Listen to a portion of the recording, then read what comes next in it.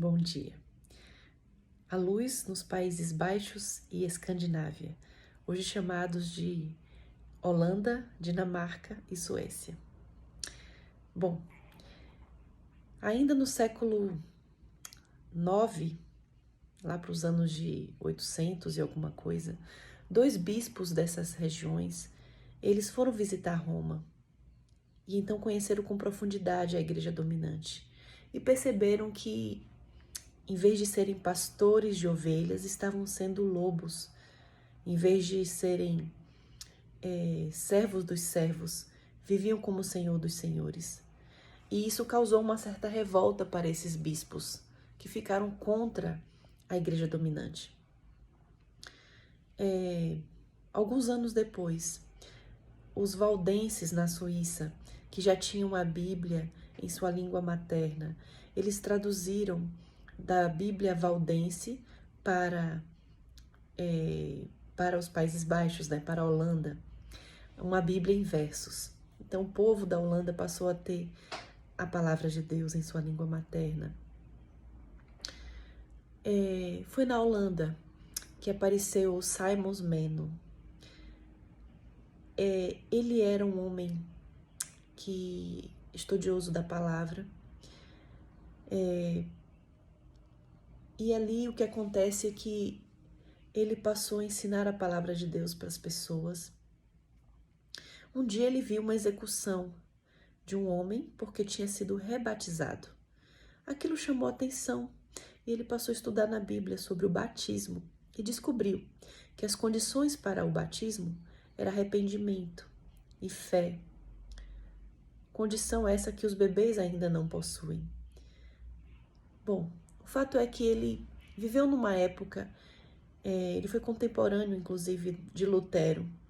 Ele recebeu escritos de Lutero e aquilo fez com que Simons se aprofundasse cada vez mais na Bíblia e passou a ensinar as pessoas. Lá na Holanda, houve perseguição nesse país. Ainda muitos morreram por causa da sua fé. Até que Guilherme de Orange, quando subiu ao poder, trouxe liberdade para essas pessoas da Holanda. Na Dinamarca, Deus levantou um homem chamado Tausen. Tausen, ele também tinha estudado em Wittenberg, na Alemanha, e trouxe os conhecimentos para a Dinamarca.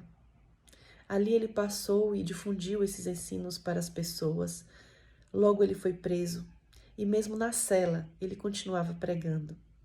Até que houve um edito real que protegia as pessoas que pregassem essa nova fé. Tausen foi colocado em liberdade e foi à igreja pregar, e as igrejas ficaram transbordando de pessoas cada vez que Tausen estava presente. Logo, a Dinamarca aceitou a fé reformada. Na Suécia, houveram dois irmãos, Olavo e Lourenço Petri. Eles também tinham ido para a Alemanha e estudado em Wittenberg. Lutero foi seu professor e Melanchthon também. Quando retornaram para a Suécia, eles influenciaram as pessoas a buscarem na palavra de Deus, a viverem de acordo a essa palavra, a terem ela como regra de fé e prática. Logo se levantou a perseguição contra esses reformadores, porém o rei era a favor da reforma e protegeu eles.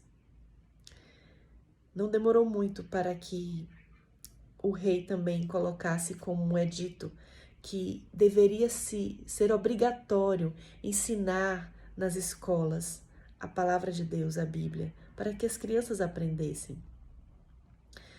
E não demorou muito que a Suécia cresceu em força e poder.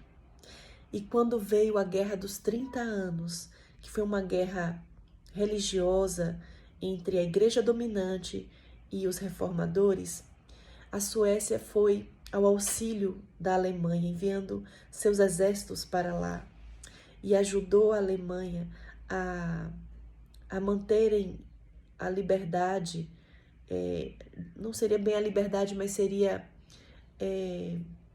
qual seria a palavra aí?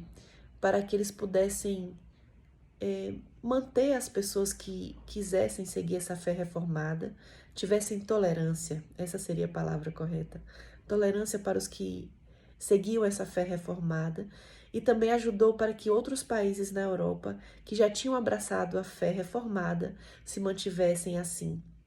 Pois foi nessa guerra que a igreja dominante queria voltar ao seu domínio, mas então a Suécia teve um papel muito importante para ajudar durante essa guerra. Hoje nós vemos que esses países, Dinamarca, Suécia, Holanda, são países com um dos maiores BIPs no mundo, são países bem desenvolvidos, onde tem uma excelente qualidade de vida, quase não existe prisões ali, porque as pessoas, por muitos anos, viveram seguindo a palavra de Deus. No Salmo 119, na realidade é o maior salmo que existe na Bíblia, mostra, tanto no verso 89 como no verso 99, o primeiro fala que a palavra de Deus, ela está no céu, né? Ela é eterna, e também mostra que aquele que aprende da Bíblia passa a ter mais entendimento, mais inteligência. Deus quer isso de nós, que Ele nos abençoe a fazer da palavra de Deus nossa regra de fé e prática, e que isso vai desenvolver a nossa mente para sermos mais inteligentes, mais sensíveis, a crescer na comunhão para com Deus e de uns para com os outros e nos preparar para a vida eterna. Que Deus nos abençoe, esse é o meu desejo. Um grande abraço.